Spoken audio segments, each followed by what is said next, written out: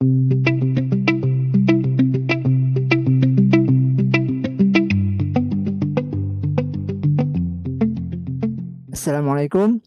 kita lanjut ya.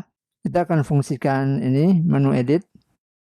Jadi kalau kita klik, nah edit role, langsung aja kita ke front end, kita setting template-nya dulu. Nah, kita bisa pakai yang dari form role. Oke, kita copy aja semua ya. Kita bawa ke sini.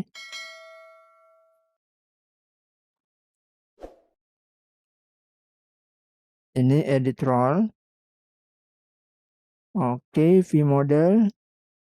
Ini form name. Oke, lalu kita perlu ini ya. Ambil parameter seperti halnya kita buat user edit ya. Form edit user. Kita tambahkan di sini use root. Kemudian cons root. Ini use root. Oke, sudah. Nah, lalu di on mounted ini kita tambahkan lagi untuk ini ya, ngambil data edit. Oke. Nah, jadi jika kita lihat di backend untuk edit, oke, jadi ada ini ya, 3 data yang dikasih. Nah, objek role, kemudian objek permission, data seluruh permission ini ya. Kemudian role permission. Oke, yang ini. Oke, kita bisa lihat nanti di front end. Nah, jadi seperti itu. Oke deh, kita kembali ke front end. Lalu list permission ini kita ganti aja jadi get edit. Ini get edit. Oke. Lalu bagian ini kita rombak. Oke. Kita hapus saja nih. Axios dot get. Oke, seperti ini. Kita simpan. Ya, jadi seperti ini fungsi get edit kita. Kita ke ini API roles params.id, ini edit. Lalu kita akan ini oke, console log response nggak usah. Kita komen aja. Oke, lalu ini role permission kita belum buat. Jadi kita ambil ini ya, role permission backend ini ya, role permission. Jadi kita buat dulu di sini. Ini oke, permission select value oke ada. Jadi kita buat lagi untuk role permission.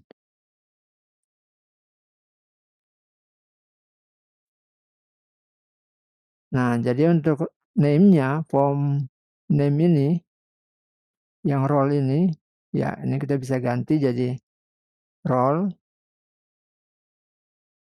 Oke, ini. Nah, objeknya kita ambil karena data yang dikasihkan role, lalu objeknya name.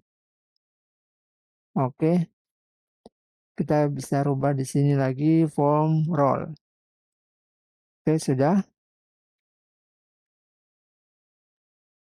Nah, jika sudah, ini oke, submit create. Nah, kita coba refresh.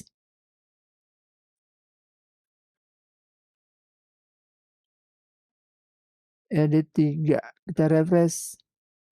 Oke, user ya. Kita coba back. Kita klik admin. Oke, ini admin, sudah. Nah, sekarang kita berikan nilai untuk ini ya.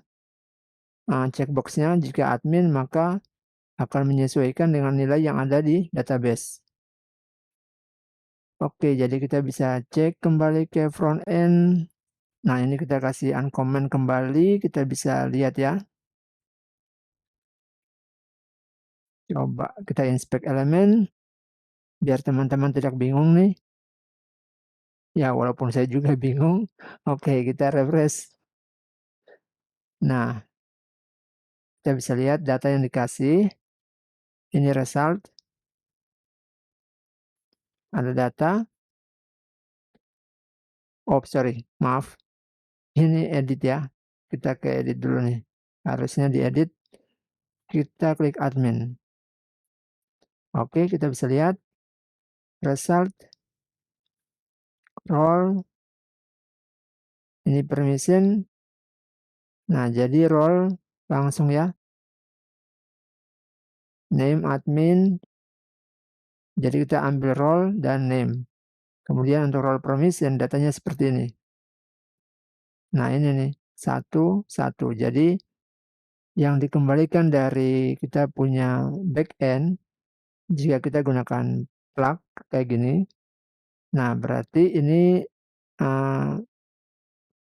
key-nya sebagai key-nya dan ini sebagai value-nya.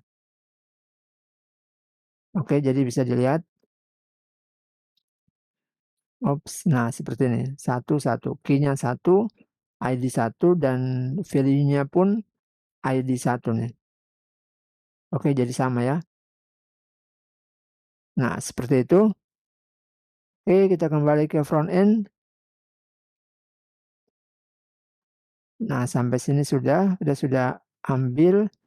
Nah, sekarang kita sesuaikan untuk inputannya di sini, di checkbox. Kita buat di checkbox ini ya, check it.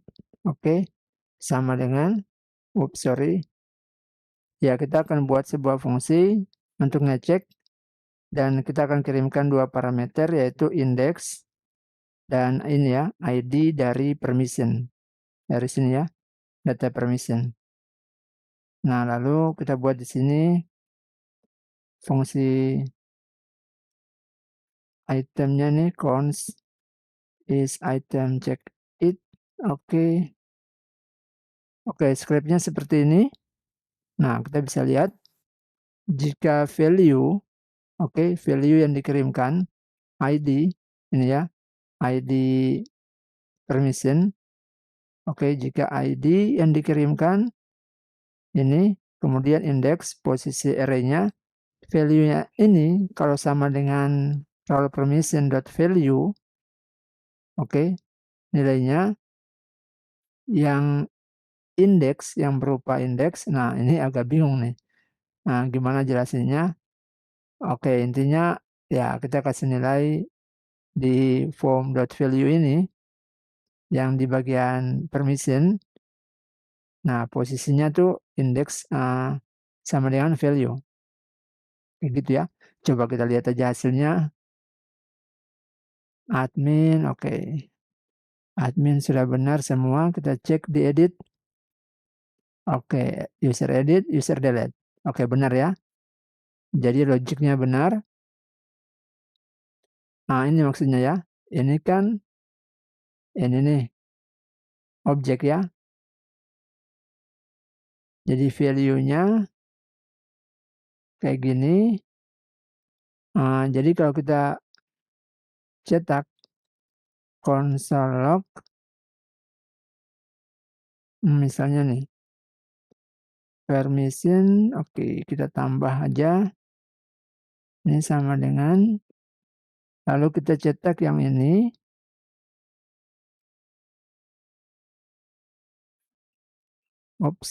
Di sini console log permission. Oke. Nah, kita bisa lihat mana ya? Oke, sabar, kita refresh.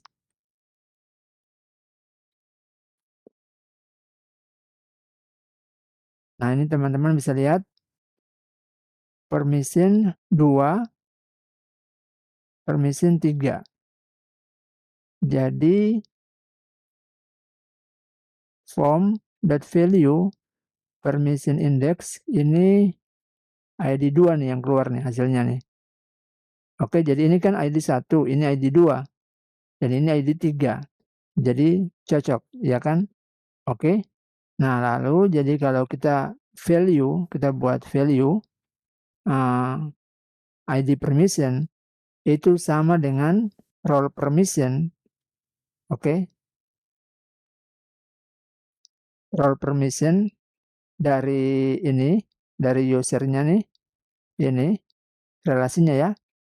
Nah, ID-nya sama. Nah, maka ya udah kita buat nilainya form.valuePermission index. Oke, kita kasih nilai yaitu value nih. Atau kita coba pakai return true saja seperti ini. Oke. Nah, dia tidak mau kan? Oke, tidak mau karena kita harus berikan nilainya nih. Form value permission nilainya adalah value. Nah, biar tercentang kayak gini. Oke, jadi ini kita bisa kasih komen aja return true, nggak perlu ya. Oke. Ini juga kita kasih komen. Oke. Nah, masalah yang berikutnya kita coba refresh. Kita coba centang. Nah, dia tidak mau ya. Jadi kita perlu lagi buat satu fungsi untuk menghandle change ketika ada perubahan nih. Oke deh, kita buat di sini fungsi yang baru. Ini ya. Change. Oke, toggle checkbox index. Nah, kita buat fungsinya lagi di sini. Oke, seperti ini fungsinya. Nah, ini ya teman-teman bisa mulai paham ya mengenai ini form.valuePermission index. Jadi yang kita kirimkan tuh indeks ya posisi array-nya nih. Jika tidak sama dengan 0, nah maka kita buat nih bahwa role permission.value ini yang nilainya ini, yang nilainya nih permission-nya ini kita kasih 0. Oke. Nah, jika tidak sama dengan 0, ketika diklik lagi, nah kita isikan lagi. Oke, di sini ya. Nah, ini jika teman-teman punya logika yang lebih baik atau punya script yang lebih ringkas, bisa komen di bawah ya. Oke, lanjut ya. Kita coba refresh saja. Lalu kita klik. Oke. Oke, module role. Oke, user create. Oke, wait.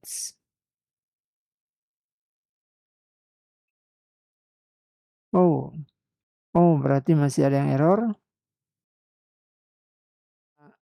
Ya, kita sudah perbaiki ya. Jadi masalahnya tadi, nah kita perlu ini ya. Di else ini kita kasih aja seperti ini. Nah, lalu toggle checkbox-nya seperti ini. Oke. Nah, kita coba refresh. Lalu kita module role, user create, user list, user create, post list. Oke. Aman ya. Nah, ini enggak ada masalah. Oke deh. Oke, coba untuk user kita kasih ini post create, post list, dan post edit. Oke, seperti ini. Oh iya, kita belum ini ya. Submit create-nya kita perlu ke metode update. Jadi di sini kita buat, jangan lupa ini role ya. Kalau kita ke backend untuk update, oke tetap name, permission. Oke.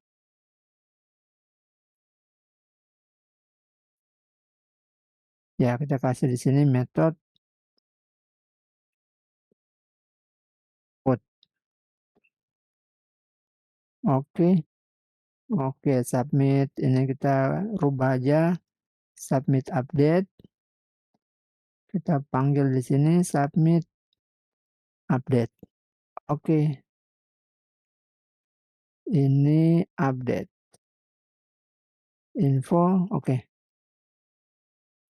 Kita coba. Ini kita bersihkan. Oke, modul role, nggak usah ya. User create, post list, post create, post edit. Oke, jadi ada 6. Kita update. Oke, ada error. Apa yang error? Method not allowed. Oke, kayaknya method kita ya. Nah, ini berarti di update, submit update. Oh ya, sorry. Nah, seperti ini. API roles dan param ID. Oke, kita coba. User create, post list, post create, post edit. Kita update. Oke, masih ada error. The name field is required. Ini role. Oke. Nah, kita kembali lagi. User create, post list, post create, post edit. Update. Oke. Kita edit. Nah, sudah 6 ya. Oke, begitu ya teman-teman. Untuk proses update dan add yang telah kita buat. Nah, kalau untuk delete, kita coba tes saja kayak gini. Modul role, kita save. Oke, kita edit. Oke, ada. Modul role ada. Kita delete. Yes, delete. Oke. Delete sudah berhasil. Kalau kita refresh. Oke. Nah, begitu ya teman-teman. Untuk role management. Nah, kita sudah buat. Jadi, teman-teman pun sudah bisa melanjutkan sendiri nih. Dengan referensi pada contoh Laravel biasa jika menggunakan Spati. Oke, untuk role permission-nya sama saja. Nanti teman-teman hanya perlu mengecek kembali apa yang dikembalikan. Oke, saat error dan saat sukses. Jadi seperti itu ya. Oke, nanti kita akan lanjutkan lagi di video berikutnya untuk penggunaan manajemen role ini dari sisi user ya. Karena kita sudah buat roles-nya dan permission. Nah, teman-teman bisa buat juga untuk menambah permission-nya, silakan membuat permission-nya ya. Boleh di sini. Oke, semoga bermanfaat. Sampai jumpa di tutorial berikutnya. Salam programmer.